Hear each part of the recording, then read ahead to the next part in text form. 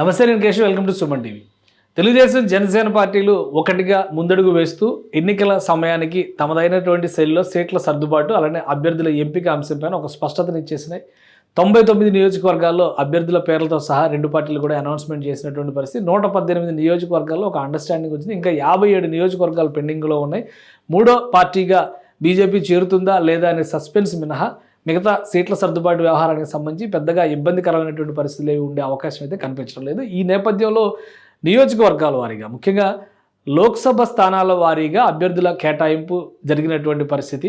Ready to move in premium triplex villas at Bachapalli APR Projects. Anakapalli Lok Sabha స్థానం పరిధిలో ఉన్నటువంటి equations ఏంటి, ఏ పార్టీకి ఎన్ని సీట్లు దక్కేటువంటి ఛాన్సెస్ ఉంది, గత చరిత్ర ఎలా ఉంది, ఈ అంశాలను విశ్లేషించేటువంటి ప్రయత్నం చేద్దాం. అనకాపల్లి లోక్సభ స్థానం ఉమ్మడి విశాఖ జిల్లా పరిధిలోకి వచ్చేటువంటి లోక్సభ స్థానం ఇది. ప్రస్తుతం దానికి సంబంధించి ఒక క్లారిటీ ఇచ్చారు. మొత్తం ప్రతి లోక్సభ స్థానం పరిధిలో కూడా 7 అసెంబ్లీ స్థానాలు ఉన్నటువంటి ఈక్వేషన్, కొత్త జిల్లాలు ఏర్పడినటువంటి ఈక్వేషన్ కూడా అదే అంశం ఆధారంగా, అంటే ఇక్కడ 7 నియోజకవర్గాలు ఉంటే ఒక 2 నియోజకవర్గాలకి సంబంధించి టీడీపీ తన అభ్యర్థుల్ని నిలబెట్టడం క్లారిటీ ఇచ్చేసింది. ఇది 2 స్థానాల్లో. అలానే జనసేన పార్టీ తన అభ్యర్థి ఒక స్థానం నుంచి బరిలో దిగబోతున్నారనేటువంటి అంశం పైన స్పష్టత ఇచ్చేసింది. ఆ నియోజకవర్గాలు ఏంటో కూడా ఒకసారి మనం పరిశీలించేటువంటి ప్రయత్నం చేద్దాం. పాయకరావుపేట ఎస్సీ రిజర్వ్డ్ నియోజకవర్గం నుంచి వంగలపూడి అనిత గతంలో 2014లో ఆమె అక్కడి నుంచి ఎమ్మెల్యేగా రిప్రజెంట్ చేశారు. 2019లో ఓడిపోయారు కాబట్టి మళ్ళీ ఆ సీట్ ఆమెకే కేటాయించినటువంటి పరిస్థితి. ఇక నర్సీపట్నం నుంచి చింతకాయల Ayyanna Patrudu senior most leader, టీడీపీకి సంబంధించి మాజీ ఎమ్మెల్యే, సేమ్ అదే కాన్స్టిట్యున్సీ నుంచి 2019లో ఆయన ఓటమి పాలైనటువంటి నాయకుడు కాబట్టి ఆయనకే మళ్ళీ అవకాశం ఇవ్వాలనేటువంటి నిర్ణయాన్ని టీడీపీ ఇక్కడ తీసుకున్నటువంటి పరిస్థితి. ఇక జనసేన పార్టీకి సంబంధించినంత వరకు ఒక నిర్ణయం తీసుకుంది. అనకాపల్లి నియోజకవర్గం పైన ఒక స్పష్టత ఇచ్చింది. కొనతాల రామకృష్ణ ఇక్కడ నుంచి బరిలోకి దిగుతున్నటువంటి పరిస్థితి. ఈ నియోజకవర్గం ఈక్వేషన్ చూస్తే కనుక 2009లో ఇది ప్రజారాజ్యం పార్టీ గెలుచుకున్నటువంటి నియోజకవర్గం. 2009లో పీఆర్పీ సీటు, అలానే అభ్యర్థిగా బరిలోకి దిగింది ఆ రోజు గంటా శ్రీనివాసరావు. ఆయన ఇక్కడి నుంచి ఎమ్మెల్యేగా బరిలోకి దిగడం ద్వారా గెలుపొందారు. కొనతాల రామకృష్ణ ఆయన చేతిలోనే ఓడిపోయినటువంటి పరిస్థితి. ఇప్పుడు మారినటువంటి ఈక్వేషన్స్ నేపథ్యంలో గంటా శ్రీనివాసరావు తెలుగుదేశం పార్టీ సిట్టింగ్ ఎమ్మెల్యేగా విశాఖ ఉత్తర నియోజకవర్గంలో ఉన్నారు. కొనతాల రామకృష్ణ ప్రస్తుతం రాజకీయాలకు దూరంగా ఉండి మళ్ళీ రీసెంట్గా జనసేన పార్టీలో రంగప్రవేశం చేసినటువంటి నేపథ్యంలో అనకాపల్లి సీటుని ఇక్కడ కొనతాల రామకృష్ణ కేటాయించారు. 2014 ఎన్నికల్లో పేలా గోవింద్ ఇక్కడ నుంచి తెలుగుదేశం పార్టీ అభ్యర్థిగా ఎమ్మెల్యేగా గెలుపొందినటువంటి పరిస్థితి, ఉమ్మడి అభ్యర్థిగా. ఎందుకంటే అప్పుడు బీజేపీ జనసేన తెలుగుదేశం కాంబినేషన్లో జరిగినటువంటి ఎన్నికలు. 2019 ఎన్నికల్లో అదే స్థానం నుంచి ఆయన ఓటమి పాలైనటువంటి పరిస్థితి. సో ఈ ఈక్వేషన్స్ను దృష్టిలో పెట్టుకొని 2 పార్టీల అధినేతలు కూడా ఒక స్పష్టతకు వచ్చారు. ఈ సీట్ని కొనతాల రామకృష్ణకి ఇచ్చేయాలని డిసైడ్ చేశారు. ఇక మిగిలినటువంటి సీట్లు ఏంటో ఒకసారి పరిశీలిద్దాం. 1 చోడవరం, 2 మాడుగుల, 3 పెందుర్తి, 4 యలమంచిలి. 4 సీట్లు పెండింగ్లో పెట్టినటువంటి పరిస్థితి ఇక్కడ ఎందుకు వచ్చిందనే అంశాలను విశ్లేషిద్దాం. ఈ 4 నియోజకవర్గాల్లో అసలు ఏ పార్టీ బలం ఎలా ఉంది? 2019 ఈక్వేషన్ ప్రకారం చూసుకుంటే కూడా ఇక్కడ పెందుర్తి కానీ యలమంచిలి కానీ ఇవన్నీ కూడా బలమైనటువంటి ప్రజారాజ్యం పార్టీ పెర్ఫార్మెన్స్ చూపించినటువంటి నియోజకవర్గాలు. పైగా అనకాపల్లి పార్లమెంటరీ స్థానం పరిధిలో వచ్చేటువంటి, అంటే ఎంపీ పరిధిలోకి వచ్చేటువంటి ఈ నియోజకవర్గాల్లో మంచి ఓటు బ్యాంక్ వచ్చింది. అల్లు అరవింద్ అప్పట్లో ఎంపీగా ఇక్కడ నుంచి బరిలోకి దిగారు కాబట్టి ఆయన 2,50,000 పైచులకు ఓట్లు దక్కించుకున్నటువంటి నియోజకవర్గాలు ఇవి. ఈ నేపథ్యంలో ఒక్కసారి మనం చోడవరం నియోజకవర్గంలో పరిస్థితి ఎలా ఉంది, ఎందుకు పెండింగ్లో పెట్టాల్సినటువంటి పరిస్థితి వచ్చింది అనేటువంటి అంశాన్ని విశ్లేషించేటువంటి ప్రయత్నం చేద్దాం. ఇది చోడవరం నియోజకవర్గానికి సంబంధించినటువంటి లెక్క చూస్తే కనుక 2009లో కూడా ఈ తెలుగుదేశం పార్టీ, అంటే 2004లో గంటా శ్రీనివాసరావు గెలిచారు అక్కడ. తర్వాత ఆయన సీటు మార్చుకున్నటువంటి పరిస్థితి. తర్వాత కలిదిండి సూర్యనారాయణ సన్యాసిరాజు ఇక్కడ నుంచి గెలుపొందారు.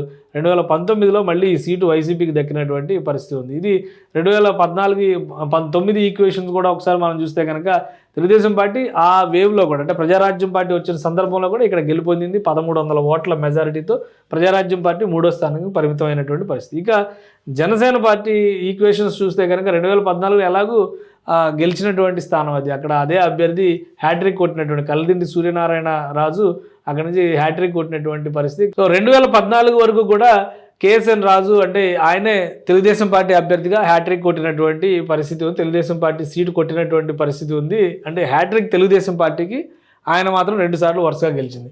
2014 తర్వాత జరిగినటువంటి పరిణామాల్లో కేఎస్ఎన్ రాజు ఓడిపోయారు. 2019 ఎన్నికల్లో కరణం ధర్మశ్రీ ఇక్కడ నుంచి గెలుపు బావుట ఎగరేశారు. జనసేన పార్టీ అభ్యర్థిగా పివిఎస్ఎన్ రాజు బరిలోకి దిగారు. బట్ 5,000 ఓట్లు మాత్రమే చోడవరంలో దక్కించుకున్నటువంటి పరిస్థితి ఉంది. సో ఓవరాల్గా చూస్తే ప్రజారాజ్యం పార్టీ లెక్క దగ్గర నుంచి కూడా ఇది తెలుగుదేశం పార్టీ సీట్ అనడానికి ఎక్కువ ఈక్వేషన్స్ ఉన్నాయి కాబట్టి చోడవరం సీట్ని మ్యాక్సిమం తెలుగుదేశం పార్టీకే కేటాయించేటువంటి అవకాశాలు కనిపిస్తున్నాయి ఈ ఈక్వేషన్లో. ఇక మాడుగుల నియోజకవర్గం పరిస్థితి ఒకసారి మనం విశ్లేషిద్దాం. మాడుగుల నియోజకవర్గానికి సంబంధించినటువంటి హిస్టరీ కనుక చూస్తే 2009లో కూడా ఇది తెలుగుదేశం పార్టీ గెలుచుకున్నటువంటి సీటు. ప్రజారాజ్యం పార్టీ పుట్టిన తర్వాత కూడా 2004లో కరణం ధర్మశ్రీ గెలిచారు. 2009 ఎలక్షన్స్లో కరణం ధర్మశ్రీ నియోజకవర్గం మారారు.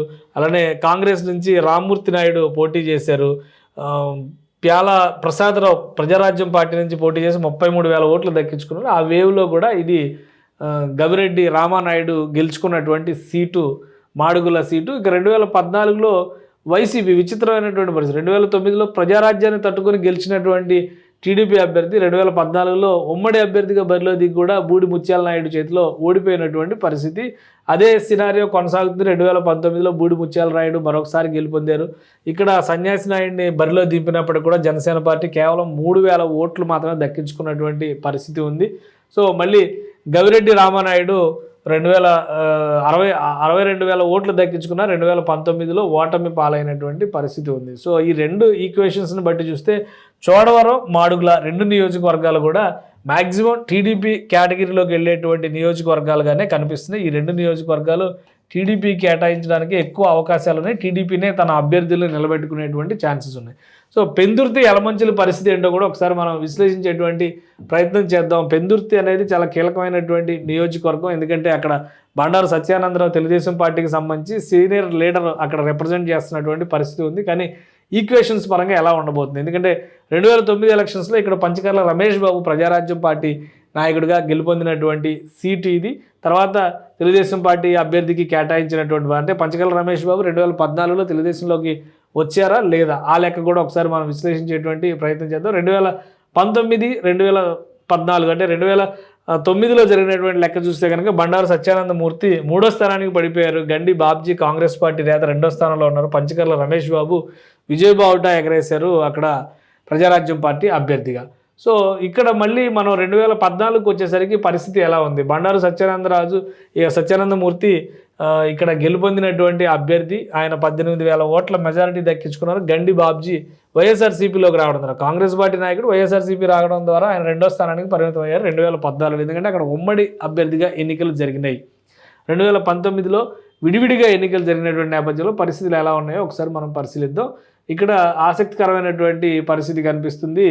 సో 2019 ఎన్నికల్లో ఇక్కడ నుంచి చింతలపూడి వెంకటరామయ్య జనసేన పార్టీ అభ్యర్థిగా బరిలో దిగారు. ఆయన 3వ స్థానంలో ఉన్నటువంటి పరిస్థితి 19,000 ఓట్లు. అలానే టీడీపీ అభ్యర్థి బండారు సత్యానందమూర్తి 70,000 ఓట్లు దక్కించుకొని 2వ స్థానంలో ఉన్నారు. ఇక్కడ ఇది సినారియో రివర్స్లో పడినటువంటి పరిస్థితి. వైఎస్ఆర్సీపీనే మళ్ళీ ఈ సీటు గెలుచుకున్నటువంటి పరిస్థితి ఉంది. సో అంటే తెలుగుదేశం పార్టీకి ఇక్కడ దేర్ ఆర్ ఛాన్సెస్. సెకండ్ పొజిషన్లో 2019లో కూడా ఉన్నటువంటి నేపథ్యంలో ఈ సీటు ఒకవేళ పంచకర్ల రమేష్ బాబు జనసేన పార్టీలో చేరినటువంటి నేపథ్యంలో ఈ సీటు కోరతారా లేదా మరొక స్థానం నుంచి బరిలోకి దిగుతారా అనేది ఇప్పుడు ఆసక్తి రేకెత్తించేటువంటి అంశం. సో దీని మీద ఒక క్లారిటీ రావాల్సినటువంటి పరిస్థితి ఉంది. ఇక మరొక స్థానం యలమంచిలి నియోజకవర్గంలో పరిస్థితి ఏంటో కూడా మనం ఒకసారి చూసేటువంటి ప్రయత్నం చేద్దాం. 2009లో ఇది కాంగ్రెస్ సీటుగా ఉంది. 2014లో తెలుగుదేశం పార్టీ అంటే ఆయన యలమంచిలికి షిఫ్ట్ అవడం ద్వారా 2014లో యలమంచిలి నుంచి పంచకర్ల రమేష్ బాబు గెలుపొందారు. 2014 లెక్క ఆ విధంగా ఉంటే 2009లో ఇది ప్రజారాజ్యం పార్టీ సెకండ్ పొజిషన్లో ఉన్నటువంటి సీటు యలమంచిలి. 2014లో పంచకర్ల రమేష్ బాబు తెలుగుదేశం నుంచి గెలుపొందినటువంటి సీటు ఇది.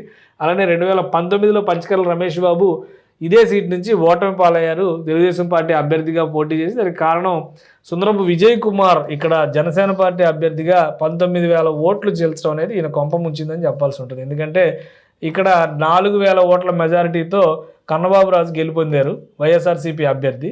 సో తెలుగుదేశం పార్టీ అభ్యర్థి కేవలం 4,000 ఓట్ల తేడాతో ఇక్కడ ఓటమి పాలైనటువంటి పరిస్థితి. కానీ సుందరపు విజయ్ కుమార్ జనసేన పార్టీ అభ్యర్థిగా 19,000 ఓట్లు చీల్చారు. సో యలమంచిలి నియోజకవర్గము అలానే పెందుర్తి నియోజకవర్గాల విషయంలో ఒక బలమైనటువంటి ముద్ర వేసేటువంటి కెపాసిటీ జనసేన పార్టీకి చాలా స్పష్టంగా కనిపిస్తుంది.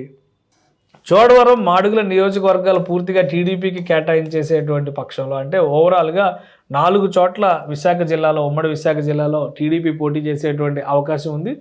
బహుశా పెందుర్తి కానీ, యలమంచిలి కానీ ఈ రెండిట్లో ఏదో ఒక సీటు జనసేన పార్టీ కోటాలోకి వెళ్ళేటువంటి ఛాన్సెస్ కనిపిస్తున్నాయి. ఒకవేళ 2 సీట్లు కోరినా కానీ ఆశ్చర్యపోవాల్సినటువంటి అవసరం లేదు. ఎందుకంటే ఇక్కడ అనకాపల్లి ఎంపీ అభ్యర్థిగా నాగబాబు బరిలో దిగబోతున్నారనేటువంటి సంకేతాలు చాలా స్పష్టంగా ఉన్నటువంటి నేపథ్యంలో తెలుగుదేశం పార్టీ నుంచి ఈ సీట్లు కోరడానికి పవన్ కళ్యాణ్కి అన్ని రకాల కూడా ఆప్షన్స్ ఉంటాయి. ఎందుకంటే లోక్సభ స్థానంలో ఇన్ఫ్లుయెన్స్ చేయాలంటే కనుక ఎక్కువ సీట్లు బరిలో ఉండాలి, ఎక్కువ సీట్లలో ప్రభావం చూపించాలనేటువంటి ఒక ఆలోచన స్పష్టంగా ఉంటుంది. కాబట్టి అనకాపల్లి లోక్సభ స్థానం పరిధిలో ఈక్వేషన్ ఈ విధంగా ఉండొచ్చు. 4 సీట్లు టీడీపీకి పోతే 3 సీట్లు జనసేన పార్టీకి వచ్చేటువంటి ఛాన్సెస్ అయితే కనిపిస్తున్నాయి. 3 తీసుకుంటుందా జనసేన, 2కే పరిమితం అవుతుందా అనేది సెకండ్ లిస్ట్ ద్వారానే క్లారిటీ వస్తుంది.